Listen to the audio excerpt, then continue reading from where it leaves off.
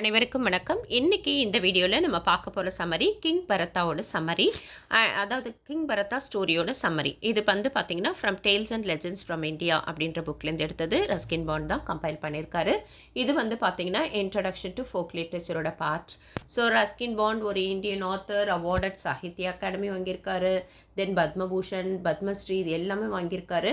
இவரோட famous work பார்த்தீங்கன்னா tales and legends from India. And இந்த புக்கில் பார்த்தீங்கன்னா அவர் எல்லா இம்பார்ட்டன்ட் ஸ்டோரிஸ் எல்லாத்தையுமே ஸ்டோரிஸ் எல்லாத்தையும் கலெக்ட் பண்ணி கம்பைல் பண்ணி புக்காக வந்து பப்ளிஷ் பண்ணியிருக்காரு. டோட்டலாக 25 ட்ரெடிஷ்னல் டேல்ஸ் ஃப்ரம் இந்தியாவிலேருந்து இருக்கிற ட்ரெடிஷ்னல் டேல்ஸை அவர் கலெக்ட் பண்ணியிருந்தார், கம்பைல் பண்ணி புக்காக பப்ளிஷ் பண்ணியிருக்காரு. இதில் நம்ம பார்க்க போகிற ஸ்டோரி கிங் பரதா. கிங் பரதா பார்த்தீங்கன்னா ஒரு பவர்ஃபுல் எம்பரர். அவர் வந்து இந்த உலகம் முழுசுமே வந்து ஒரு காலத்தில் ஆட்சி செஞ்சாராம். அவருக்கு 5 பசங்க. ஒரு நாள் அந்த 5 பசங்களுக்கும் தன்னோட கிங்டமை டிவைட் பண்ணி கொடுத்துட்டு அவர் அந்த கிங்டம்லேருந்து வெளியில் போயிட்டார். ஃபாரஸ்ட்டில் ஒரு துறவியாக இருக்கிறதுனோ அப்படின்றதுக்காக. அண்ட் ரிவர் கான்டெக்ட் பக்கத்தில் அவர் வந்து வசிக்கிறாரு. அப்போ வந்து அந்த இடத்துல தனியாக தான் இருக்கிறாரு. கம்ப்ளீட்டாக டிட்டாச் ஆகிடுறாரு. யார் கூடயும் தொடர்பு இல்லாமல் இருக்கிறாரு. அண்ட் எப்போவுமே வந்து என்ன பண்ணுவார்னா வந்து ஃப்ரெஷ் ஃப்ளார்ஸ், வைல்ட் ஃப்ரூட்ஸ் இது எல்லாத்தையுமே வந்து காடுக்கு வந்து படைக்கிறது, அதுக்கப்புறமா தனிமையாக இருக்கிறது, ஸ்லோகம் சொல்கிறது, மெடிடேஷன், யோகா பண்ணுறது, இப்படி வந்து தன்னோட காலத்தை கழிக்கிறாரு. அண்ட் அப்படி இருக்கும்போது ஒரு நாள் அவர் வந்து குளிச்சுட்டு இருக்கும்போது ரிவரில் ஒரு மாதிரி ரோரிங் லயன் வந்து கத்துற சத்தம் கேட்குது. அதுக்கப்புறம் பார்த்தீங்கன்னா லயன் பின்னாடியே வந்து, அதாவது லயன் முன்னாடி வந்து டியர் ஒன்று வந்துட்டுருக்கு. அதுக்கப்புறமா வந்து it was going to give birth. அது வந்து குழந்தை அதாவது குட்டி வந்து பிறக்க போகுது.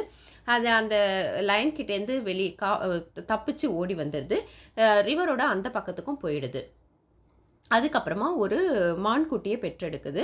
ஸோ பரதா வந்து அதை பார்க்கும்போது, ஃபானை பார்க்கும்போது ரொம்ப பாவமாக இருக்குது. அவங்க அம்மா இறந்துடுறாங்க, அதாவது இந்த பெரிய மான் இறந்துடுது. ஸோ அதனால் இவர் என்ன ஆகிடுறாரு, ரொம்ப அட்டாச் ஆகிடுறாரு குட்டி மானோட. தன்னோட மெடிடேஷன், ப்ரேயர் எல்லாத்தையும் மறந்துடுறாரு. கம்ப்ளீட்டாக இது கூடயே வந்து ஜாலியாக என்ஜாய் பண்ணிகிட்ருக்காரு.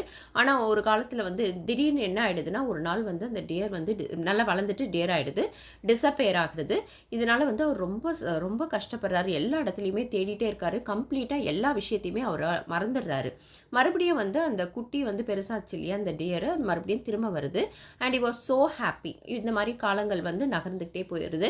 ஒரு நாளில் வந்து இறக்குற தருவாயில் வந்து அப்போ தான் அவருக்கு தெரியுது, ஐயோ நம்ம தப்பு பண்ணிட்டோம், நம்ம வந்து இந்த டியர் கூட அட்டாச்சாக இருந்ததால் நம்மளுக்கு முக்தி கிடைக்காம போயிடுச்சு அப்படின்னு நினச்சிக்கிட்டே வந்து, ஆனால் அதே சமயத்தில் வந்து அந்த மானை பற்றியே நினச்சிக்கிட்டு அவர் இறந்ததால் மான் கூட்டத்தில் ஒரு மானா வந்து அவர் பிறக்கிறாரு.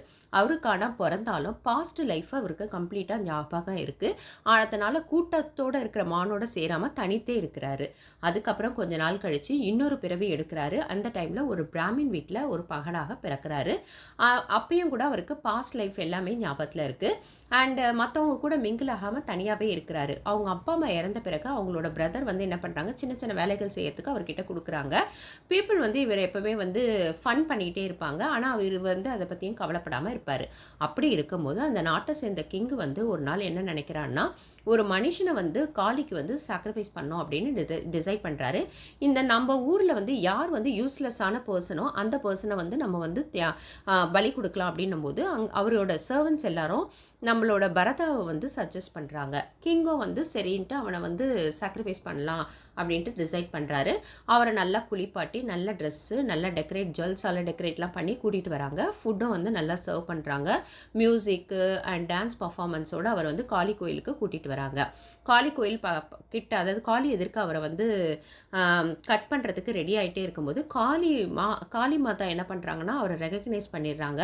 உடனே அவங்களுக்கு ரொம்ப கோவம் வந்துடுது.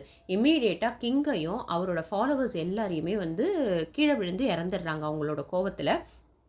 அதுக்கப்புறமா காளி என்ன சொல்கிறாங்கன்னா, நான் வந்து எக்காரணத்தை கொண்டும் வந்து இந்த மாதிரியான ஒரு நல்லவர்களை வந்து ஹார்ம் பண்ண அலோவ் பண்ண மாட்டேன் அப்படின்னு சொல்லிட்டு அந்த இடத்துலேருந்து டிஸப்பேர் ஆகுறாங்க. இவர் வந்து பரதா என்ன பண்ணுறாருனா, எந்த பயமும் இல்லாமல் அந்த இடத்துல நிற்கிறாரு. இதை எல்லாத்தையுமே வந்து அங்கே சுற்றி இருக்கிற மக்கள் பார்க்குறாங்க. அதுக்கப்புறமா வந்து